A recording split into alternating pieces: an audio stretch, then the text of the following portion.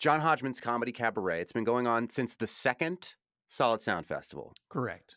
Tell That us is right. about your relationship with Wilco and Solid Sound. Well, I went to the first Solid Sound Festival as a fan of Wilco and of Standing Outdoors and of MASS MoCA, by the way, which is where it's held, the incredible electrical parts factory that's been turned into a large-scale installation art museum, which is the best.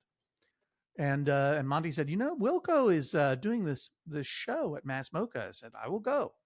And so we did. And it was a delight. I had never seen Wilco live before. I'd been a fan, but I had never seen them live before. And I remember about towards the end of one of the songs, a giant freight train started to pass the field where the big outdoor concert is. Because there's a big train line there. This is North Adams was/is a city of industry. The industry now is art and Wilco, but this industry then was moving things around. And the freight train was going by, and it takes a turn around the back of the stage, and when big trains turn, they make a lot of noise, and it sounded a little something like this.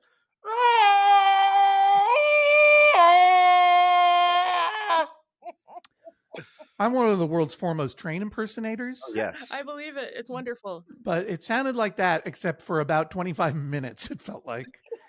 And, the band had to kind of stop playing for a second. And at the time, there was an application called Twitter. I don't know if it still exists, but at the time, there was an application called Twitter that wasn't ruining ourselves in the world. Right. But in fact was a wonderful place to make jokes with friends. And I tweeted, like, this train just made this terrible noise. It sounded like a real Wilco song finally.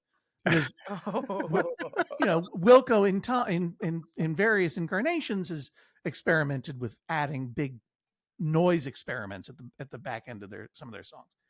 And the Wilco account saw this and they went, ha ha.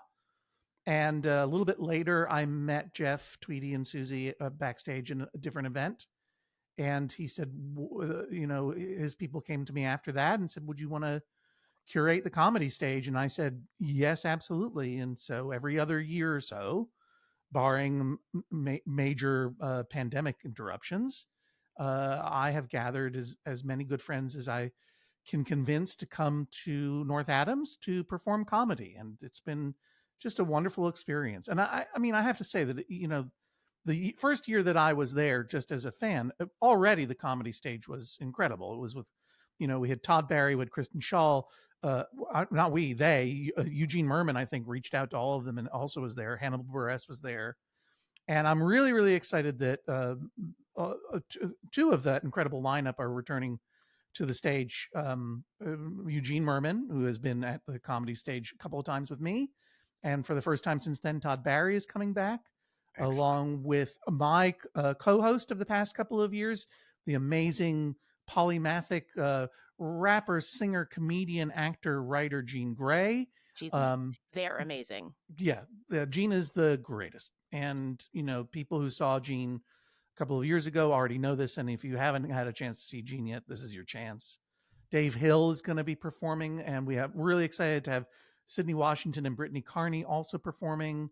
This is an incredible lineup, and it's going to be all Saturday afternoon. And don't worry, if you're going to be there, you're not going to miss any Wilco because we stop as soon as Wilco starts. No comedy during the Wilco. I'm not cross-programming Wilco, for heaven's sake. No. Yeah, not during their own festival. No, not during their own festival, for heaven's sake.